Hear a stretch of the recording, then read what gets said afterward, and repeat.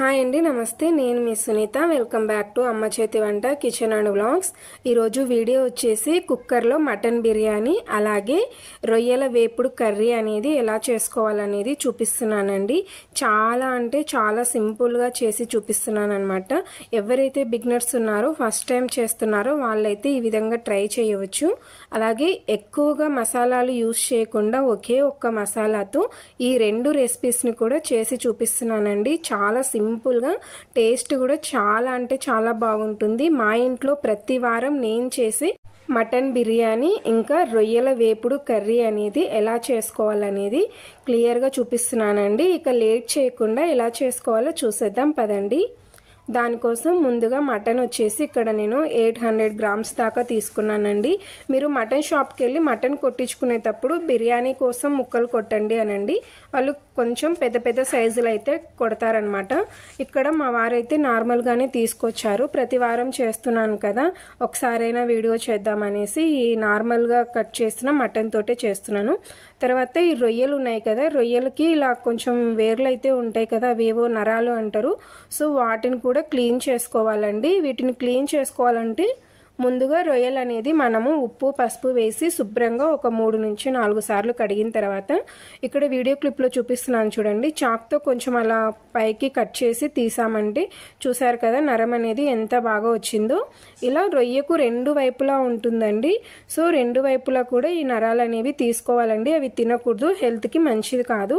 So ఇలా తీసేసుకున్న తర్వాత మరోసారి కడిగి పక్కన పెట్టుకోండి వీటిని.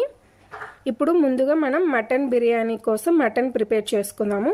ఇందులోకి 1/2 టీ స్పూన్ దాకా పసుపు, అలాగే రుచికి సరిపడా 1 టేబుల్ స్పూన్ దాకా సాల్ట్, 1 టేబుల్ స్పూన్ కారం, అలాగే ఇక్కడ మీరు కావాలంటే అల్లం వెల్లుల్లి పేస్ట్ ఇంకా మసాలా కూడా వేసుకోవచ్చు అండి. ఇక్కడ నేను వేయట్లేదు. తర్వాత 1 టీ స్పూన్ దాకా నూనె వేసి ఈ ఉప్పు కారం పసుపు వీటన్నిటిని కూడా ఈ ముక్కలకి బాగా పట్టే విధంగా కలపండి. నేను మీకు మళ్ళీ చెప్తున్నాను, మీరు ఇక్కడ కావాలి అనుకుంటే అల్లం వెల్లుల్లి పేస్టు మసాలా అలాగే నిమ్మకాయ రసం కూడా పిండుకోవచ్చండి. నేను ఇక్కడైతే వేయట్లేదు. ఇలా కలుపుకున్న తర్వాత కాసేపు పక్కన పెట్టుకోండి. వీలైతే ఒక అరగంట గంట పాటు నానబెట్టుకుంటే సరిపోతుందండి. టేస్ట్ చాలా బాగుంటుంది నానబెట్టుకుంటే. తర్వాత నేను వచ్చేసి ఈ గ్లాస్ తోటి 3 గ్లాసుల దాకా రైస్ అనేది తీసుకున్నానండి. మనం ఎప్పుడైనా సరే బిర్యానీ వండుతున్నప్పుడు, అది చికెన్ అయినా సరే మటన్ అయినా సరే, మటన్కి ఈక్వల్గా రైస్ తీసుకోండి, లేదా రైస్కి ఈక్వల్గా మటన్ తీసుకోండి. అప్పుడైతేనే బిర్యానీ అనేది చాలా బాగుంటుంది. మధ్యలో ముక్కలు అనేది తగులుతూ టేస్ట్ కూడా చాలా బాగుంటుంది. ఇక్కడ నేను వచ్చేసి నార్మల్ రైసే తీసుకున్నాను కదా. సో వీటన్నిటిని బాగా శుభ్రంగా కడిగి ఒక గ్లాస్ బియ్యంకి 2 గ్లాసుల దాకా వాటర్ అనేది వేసి పక్కన పెట్టుకోండి. తర్వాత స్టవ్ పైన ఒక కడాయి పెట్టుకొని అందులోకి 2 టేబుల్ స్పూన్ల దాకా ధనియాలు వేసుకోండి. ధనియాలు అనేవి నాటు ధనియాలు అయితే టేస్ట్ చాలా బాగుంటుందండి. మీ దగ్గర ఉంటే వేసుకోండి, లేదంటే మామూలు ధనియాలు వేసుకొని అందులోకి మరో 1/2 టీ స్పూన్ దాకా మిరియాలు వేసుకోండి. మిరియాలు వేసుకోవడం వల్ల కారం అనేది మంచిగా బ్యాలెన్స్ అవుతుందన్నమాట. తర్వాత ఇందులోకి ఒక 4-5 ఎండుమిర్చిని ఇలా చిన్నగా ముక్కలుగా తుంచి కట్ చేసి వీటిని కూడా కాసేపు వేపండి. ఇలా వేపిన తర్వాత వీటిని చల్లారిన తర్వాత మిక్సీ పట్టుకోవాలండి. మిక్సీ పట్టుకున్న తర్వాత ఇందులోకి ఒక 3 నుంచి 4 పొట్టు వలిసిన వెల్లుల్లి రెబ్బల్ని కూడా వేసి మిక్సీ పట్టుకోవాలి. మిక్సీ పట్టుకునేటప్పుడు ముందుగా ధనియాలు మిక్సీ పట్టుకున్న తర్వాత వెల్లుల్లి వేసి పట్టుకోవాలండి. అప్పుడైతేనే ధనియాలు మంచిగా మెదుగుతాయి. తర్వాత ఇప్పుడు స్టవ్ పైన కుక్కర్ పెట్టుకొని అందులోకి 3 నుంచి 4 టేబుల్ స్పూన్ దాకా ఆయిల్ వేసుకొని ఒక పెద్ద సైజు ఉల్లిపాయని చిన్నగా పొడవుగా సన్నగా కట్ చేసి వేసుకోండి. ఉల్లిపాయ అనేది సన్నగా పొడవుగా కట్ చేసి వేసుకుంటేనే బాగా వేగుతుందండి. ఈ ఉల్లిపాయ అనేది మంచిగా ఎర్రగా వేగాలి. సో అలా ఎర్రగా వేగేంత వరకు వేగించుకోవాలన్నమాట.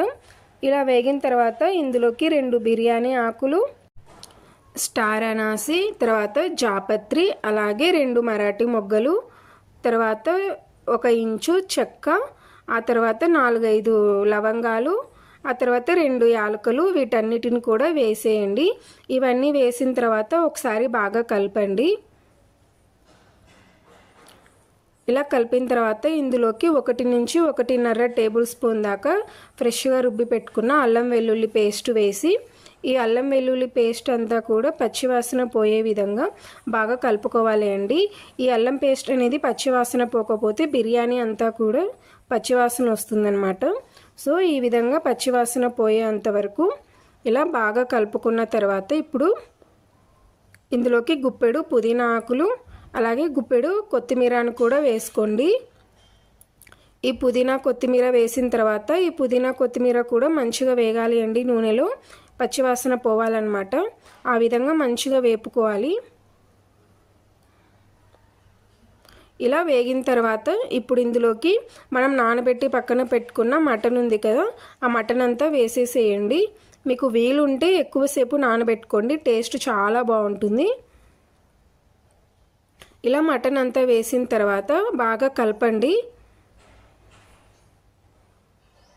ఇక్కడ చూస్తున్నారు కదా, ఇలా బాగా కలపాలండి. మంటని హై ఫ్లేమ్లో పెట్టుకొని ఈ నూనె అంతా సపరేట్ అయ్యేంత వరకు వేయించుకోవాలన్నమాట. తర్వాత ఇప్పుడు ఇందులోకి మనం ప్రిపేర్ చేసి పెట్టుకున్న మసాలా ఉంది కదండి, ఆ మసాలాని 1 టీ స్పూన్ దాకా వేసుకొని మూత పెట్టండి. మూతకున్న విజిల్ అనేది తీసేసేయండి.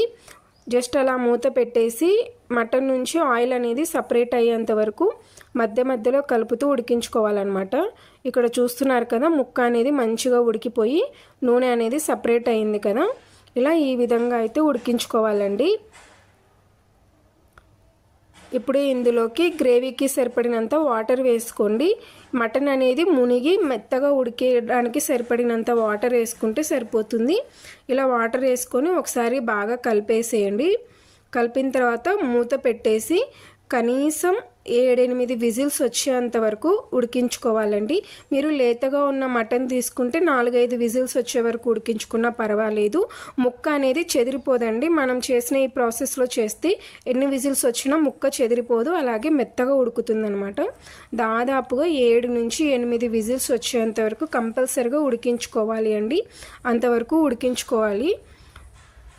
సో ఈలోపు మనము మిగతా రొయ్యల వేపుడు కర్రీ ఎలా చేసుకోవాలనేది చూసేద్దాము.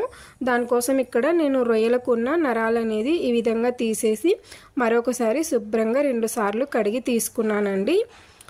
ఇలా తీసుకున్నాక ఇప్పుడు వీటిని పక్కన పెట్టుకొని స్టవ్ పైన ఒక కడాయి పెట్టుకొని అందులోకి 3 టేబుల్ స్పూన్ దాకా ఆయిల్ వేసుకోండి. ఆయిల్ వేసుకున్నాక ఒక 1/2 టీ స్పూన్ పసుపు వేసుకోండి. పసుపు వేసుకోవడం వల్ల ఏంటంటే మనం రొయ్యలు వేసి వేపుతున్నప్పుడు అవి ప్యాన్కి అతుక్కుపోకుండా ఉంటాయి అన్నమాట. అందుకనేసి కాస్త నూనెలో పసుపు వేసి కలిపేసి మనం రొయ్యలు తీసుకొని వేపితే అతుక్కోకుండా ఉంటాయి. తర్వాత మీరు ఎక్కువ రొయ్యలు తీసుకుంటే 2 బ్యాచెస్ కింద వేపుకోండి. ఇక్కడ నేను కిలో రొయ్యలు మాత్రమే తీసుకున్నాను. సో కిలోకి 1/2 కిలో వస్తాయి కదా, ఒక బ్యాచెస్ కిందనే వేపుతున్నాను అనమాట. ఇలా రొయ్యలన్నీ వేసిన తర్వాత ఈ నూనె పసుపు రొయ్యలకు బాగా పట్టే విధంగా ఒకసారి బాగా కలుపుకోండి. ఇలా కలుపుకున్న తర్వాత ఈ రొయ్యల నుంచి నీరు అనేది ఊరుతుందండి. అంతవరకు మూత పెట్టి మధ్య మధ్యలో ఉడికించుకోవాలండి. ఇవి పూర్తిగా నీరు అంతా ఎగిరిపోయి ఉడకడం కోసం కనీసం ఒక 5-10 నిమిషాలు అయితే పడుతుంది. చూస్తున్నారు కదా, రొయ్యల నుంచి నీరు అనేది ఈ విధంగా సపరేట్ అవుతుందన్నమాట. ఇలా నీరంతా ఊరిన తర్వాత ఈ నీరంతా కూడా ఎగిరిపోయేంత వరకు ఉడికించుకోవాలండి. మీరు అంతవరకు ఉడికించుకోలేమనుకుంటే ఈ స్టేజ్లోనే రొయ్యలు పక్కకు తీసేసుకొని ఆ వాటర్ అంతా పడేసేయండి. వాటర్ అనేది మళ్ళీ వేరే దానికి పనికి రావండి, నీచు వాసన వస్తాయి అన్నమాట. అందుకనేసి మూత పెట్టి మధ్య మధ్యలో కలుపుతూ ఈ నీరంతా ఎగిరిపోయి రొయ్యలు అనేది ఎర్రగా వేగేంత వరకు ఈ విధంగా వేపుకోవాలండి. ఇలా వేపుకుంటున్నప్పుడు వీటిలో మనం వేసిన ఆయిల్ అనేది సపరేట్ అవుతుందన్నమాట. ఇక్కడ చూస్తున్నారు కదా, ఈ విధంగా నీరంతా ఎగిరిపోయి ఇలా ఆయిల్ అనేది సపరేట్ అవుతుంది. అంతవరకు కూడా మనం వేయించుకొని వీటన్నిటిని ఒక గిన్నెలోకి తీసి పక్కన పెట్టుకోండి. మీకు ప్యాన్కి ఏమాత్రం అంటుకుపోకపోతే డైరెక్ట్గా ఇదే ప్యాన్ పెట్టేసుకోండి. నేనైతే అదే ప్యాన్ మరోసారి కడిగి తీసుకున్నాను అనమాట.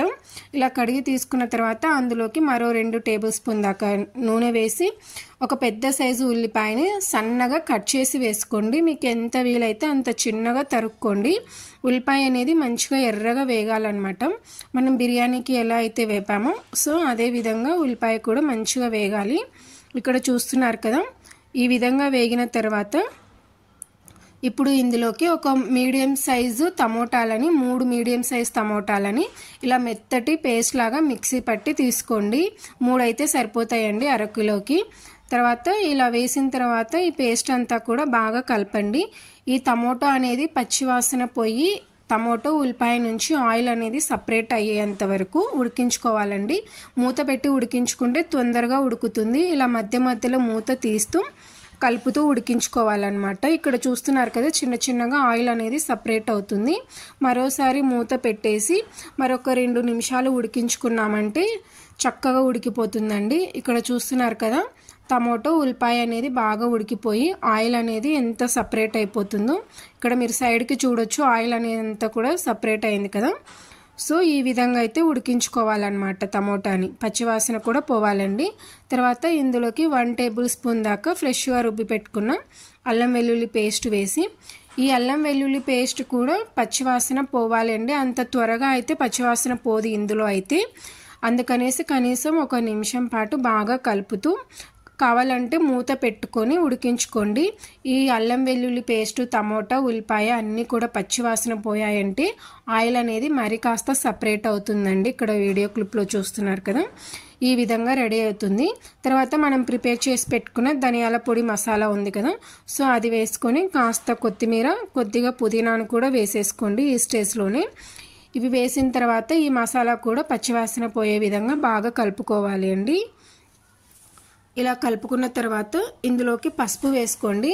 పసుపు అనేది మనం ఆల్రెడీ రొయ్యలు వేపుకునేటప్పుడు వేసుకున్నాము కాబట్టి ఇక్కడ కొద్దిగా వేసుకోండి. మరీ ఎక్కువగా వేసుకుంటే పసుపు వాసన వస్తుంది. సో పసుపు వాసన రాకుండా కూడా దీన్ని కూడా కాస్త పచ్చివాసన పోయేంత వరకు కలుపుకున్న తర్వాత మనం వేయించి పక్కన పెట్టుకున్న రొయ్యలు వేసుకొని రుచికి సరిపడా 1 టీ స్పూన్ కారం అలాగే రుచికి సరిపడా సాల్ట్ వేసుకొని వీటన్నిటికీ ఉప్పు కారం ఇవన్నీ కూడా బాగా పట్టాలండి. బాగా పట్టేంత వరకు ఈ విధంగా బాగా కలుపుకోవాలి. ఇలా కలుపుకున్న తర్వాత మన గ్రేవీ కన్సిస్టెన్సీకి తగ్గట్టుగా వాటర్ అనేది యాడ్ చేసుకోవాలండి. రొయ్యలలో ఎక్కువగా వాటర్ పట్టదండి. ఉడికేటప్పుడు మనం ఆల్రెడీ ఫస్ట్ ఉడికించుకున్నాం కదా, ఆ వాటర్ అంతా కూడా మళ్ళీ ఇక్కడ రిలీజ్ అయ్యి గ్రేవీ అనేది కాస్త లూజ్ అవుతుంది. అందుకు వాటర్ కొద్దిగా వేసుకోండి. ఇలా వాటర్ వేసిన తర్వాత మరోసారి బాగా కలిపి మూత పెట్టి కనీసం మీడియం ఫ్లేమ్లో ఒక 5 నిమిషాలు ఉడికించుకోండి. మంటని అప్పుడప్పుడు లో టు మీడియంలో అడ్జస్ట్ చేసుకుంటూ కూడా ఉడికించుకోండి. ఈలోపు మన మటన్ అనేది దాదాపుగా 8 విజిల్స్ వచ్చి రెడీ అయిపోయిందండి. చూసారు కదా ఎంత బాగా చక్కగా రెడీ అయిపోయిందో. ఆయిల్ అంతా కూడా సపరేట్ అయిపోయింది. మటన్ అనేది ముక్క కూడా చాలా బాగా మెత్తగా ఉడికిపోయిందండి. చూస్తున్నారు కదా ఇక్కడ కొంచెం గ్రేవీ ఉంది కదా, ఈ వాటర్ అనేది ఎంత ఉందనేది మనం బియ్యం తీసుకున్నాం కదా ఆ గ్లాస్తో కొలిసి తీసుకోండి. మీకు తెలియకపోతే ఈ వాటర్ని మాత్రం వంపేసేయకండి. అలాగే మనం బిర్యానీ వండుకోవాలి. నాకైతే ఇక్కడ ఒక చిన్న టీ గ్లాస్ అయితే వచ్చిందండి. నాకు తెలుస్తుంది, మీకు తెలియకపోతే మనం బియ్యం తీసుకున్న గ్లాస్తో కొలిసి తీసుకోండి. తర్వాత ఇక్కడ మటన్ ముక్క కూడా చూపిస్తాను చూడండి ఎంత చక్కగా సాఫ్ట్గా ఉడికిపోయిందో. మటన్ అనేది ఈ విధంగా ఉడకాలండి. ఇన్ కేస్ మీకు ఉడకకపోతే మరో కొంచెం వాటర్ వేసి మళ్ళీ స్టవ్ పైన పెట్టి ఉడికించుకోండి. తర్వాత ఇప్పుడు మనం పక్కన పెట్టుకున్న బియ్యం ఉన్నాయి కదా, ఆ బియ్యాన్ని అంతా కూడా వేసుకోండి. నేను వచ్చేసి 3 గ్లాసుల రైస్ తీసుకున్నాను కదా, 3 గ్లాసుల రైస్కి 6 గ్లాసుల వాటర్ పడతాయి అన్నమాట. సో నేను 2 గ్లాసుల వాటర్ వేసి బియ్యాన్ని అలాగే పక్కన పెట్టాను, బియ్యం అనేది విరగకుండా ఉండడం కోసం. సో అందుకని ఆ వాటర్ వేసాను. తర్వాత మరొక 2 గ్లాసుల వాటర్ అయితే ఇలా ఒక గ్లాసులో కలిపేసి తీసుకుంటున్నాను. తర్వాత మనం మటన్ ఉడికించినప్పుడు కాస్త గ్రేవీ ఉంది కదండి, సో ఆ గ్రేవీని మైనస్ చేసుకొని మిగతాగా మనకి ఎన్ని వాటర్ పడతాయి అనేది చూసుకొని ఆ వాటర్ అనేది తీసుకోవాలి. మొత్తానికి మనము నార్మల్గా 1 గ్లాస్ బియ్యంకి 2 గ్లాసులు వాటర్ ఎలా తీసుకుంటామో సేమ్ అదే విధంగా తీసుకోవాలి. తర్వాత బాస్మతి రైస్ తీసుకునే వాళ్ళైతే కాస్త ఒక 1/2 గ్లాస్ తగ్గించి తీసుకోండి. తర్వాత ఇక్కడ కేవలం రైస్కి సరిపడినంత మాత్రమే ఉప్పు వేసుకోండి. మటన్కి రైస్కి కలిపి వేసుకోకండి. కేవలం రైస్ అయితే ఎంత తీసుకున్నామో దానికి సరిపడా ఉప్పు, దానికి సరిపడా కారము, అలాగే రైస్కి సరిపడా మనం ప్రిపేర్ చేసి పెట్టుకున్న మసాలా పొడి ఉంది కదా, సో దాన్ని వేసుకోవాలండి. మీరు ఇక్కడ గుర్తుపెట్టుకోండి, మటన్కి రైస్కి రెండిటికి కలిపి వేయకూడదు. కేవలం రైస్కి మాత్రమే సరిపడినంత వేసుకోవాలి. ఎందుకంటే మటన్కి మనం ఆల్రెడీ అన్నీ వేసుకొని ఉడికించుకున్నాం కాబట్టి. తర్వాత ఒకసారి బాగా అంతా కలిపేసి మూత పెట్టేసి మంటని మీడియం టు హై ఫ్లేమ్లో పెట్టుకొని దాదాపుగా 4 విజిల్స్ వస్తే సరిపోతుందండి. 4 కంటే ఎక్కువ వస్తే మాడిపోతుంది అనమాట. సో మంటని మీడియం టు హై ఫ్లేమ్లో పెట్టుకొని 4 విజిల్స్ వచ్చిన తర్వాత స్టవ్ ఆఫ్ చేసేసుకోండి. ఈలోపు మన రొయ్యల వేపుడు కర్రీ అనేది దగ్గర పడిపోయిందండి. చూస్తున్నారు కదా వాటర్ అనేది మనం వేసిన వాటర్ ఎలా ఉందో అలాగే ఉంది కదా. సో ఇది కొంచెం ఉడికిన తర్వాత గ్రేవీ అనేది కాస్త దగ్గర పడుతుందండి. ఇక్కడైతే నాకు ఈ గ్రేవీ కన్సిస్టెన్సీ అయితే సరిపోతుంది. మీకు కావాలనుకుంటే ఇంకొంచెం వాటర్ అయినా యాడ్ చేసుకోవచ్చు, లేదంటే ఈ విధంగా చేసుకోవచ్చు. అలాగే ఇక్కడే ఉప్పు కారం చూసుకోండి. అలాగే రొయ్య కూడా ఉడికిందా లేదా అనేది కూడా చూసుకొని, ఉడకకపోతే మరి కొంచెం వాటర్ వేసుకొని చూసుకోండి. నాకైతే అన్నీ కరెక్ట్గా సరిపోయాయి అండి. ఇదే స్టేజ్లో కాస్త స్టవ్ ఆఫ్ చేసుకున్నామంటే ఇది చల్లారిన తర్వాత ఇంకొంచెం దగ్గర పడుతుందన్నమాట. చూస్తున్నారు కదా, చల్లారిన తర్వాత ఇలా కాస్త చిక్కబడుతుంది ఇంకొంచెము. సో మన రొయ్యల వేపుడు కర్రీ అయితే చాలా చక్కగా రెడీ అయిపోయిందండి. ఈ విధంగా చాలా సింపుల్గా అయితే చేసేసుకోవచ్చు, ఎక్కువ మసాలాలు లేకుండా. ఒకే మసాలాతో మనం 2 నుంచి 3 రకాల కర్రీస్ అలాగే బిర్యానీ కూడా చేసుకోవచ్చు అనమాట. ఈలోపు మనం పెట్టుకున్న బిర్యానీ ఉంది కదా, అది కూడా విజిల్స్ వచ్చేసి లోపల ఉన్న ప్రెషర్ అంతా పోయిన తర్వాత ఇప్పుడు మూత తీసి చూపిస్తాను చూడండి. చూసారు కదా ఎంత చక్కగా ఉడికిపోయిందో. తర్వాత ఇందులోకి 1 టేబుల్ స్పూన్ దాకా నెయ్యి వేసుకోండి. నెయ్యి వేసుకోవడం వల్ల ఆ ఫ్లేవర్ అయినా టేస్ట్ అయినా చాలా బాగుంటుంది. మీరు కావాలంటే మళ్ళీ పైన కొద్దిగా కొత్తిమీర పుదీనాను కూడా వేసుకోవచ్చు. తర్వాత కలుపుతూ ఉంటే చూస్తున్నారు కదా ఎంత చక్కగా ఉడికిపోయిందో. జస్ట్ 4 విజిల్స్ పెట్టుకుంటే సరిపోతుందండి, ఎక్కువ విజిల్స్ పెట్టకండి. తర్వాత చూస్తారు కదా ఎంత చక్కగా అంటే ఎంత చక్కగా పొడి పొడిగా వచ్చింది కదా. మనం నార్మల్ రైస్ తోటి ఇలా పొడి పొడిగా కుక్కర్లో మటన్ బిర్యానీ చేసుకోవచ్చు, చికెన్ బిర్యానీ కూడా చేసుకోవచ్చు అండి. ఇక్కడ ముక్క అనేది ఎంత మెత్తగా ఉడికిందో చూపిస్తాను చూడండి. చాలా సాఫ్ట్గా అయితే ఉడికిపోయింది, చేత్తో అలా పట్టుకోగానే జారిపోయింది నాకైతే. సో అంత బాగా అయితే ఉడికిపోయింది అనమాట. ఇదే విధంగా మీరు కూడా మీ ఇంట్లో ట్రై చేయండి. మటన్ బిర్యానీ మీరు ఇక్కడ చూడొచ్చు ఎంత పొడి పొడిగా వచ్చిందో కదా, చాలా చక్కగా వచ్చిందండి. ఇందులోకి కాస్త మటన్ గ్రేవీ అయినా చేసుకోవచ్చు. నేను వచ్చేసి ఈ మటన్ బిర్యానీలోకి రొయ్యల కర్రీ అనేది చేశాను. చాలా అంటే చాలా బాగుంటుందండి. రెండిటి కాంబినేషన్ అయితే టేస్ట్ మాత్రం సూపర్గా ఉంటుంది. మీరు కూడా ఈసారి మీ ఇంట్లో ఈ విధంగా ట్రై చేయండి. ట్రై చేశాక మీకు ఎలా కుదిరిందనేది మీ ఫీడ్బ్యాక్ని కామెంట్ సెక్షన్లో నాతో షేర్ చేసుకోవడం అస్సలు మర్చిపోకండి. అలాగే వీడియో నచ్చితే ప్లీజ్ లైక్ చేయండి, మీ ఫ్రెండ్స్ అండ్ రిలేటివ్స్కి షేర్ చేయండి. మరిన్ని tasty and simple quick recipes కోసం మన అమ్మ చేతి వంట కిచెన్ అండ్ వ్లాగ్స్ని సబ్స్క్రైబ్ చేసుకోండి. Thanks for watching.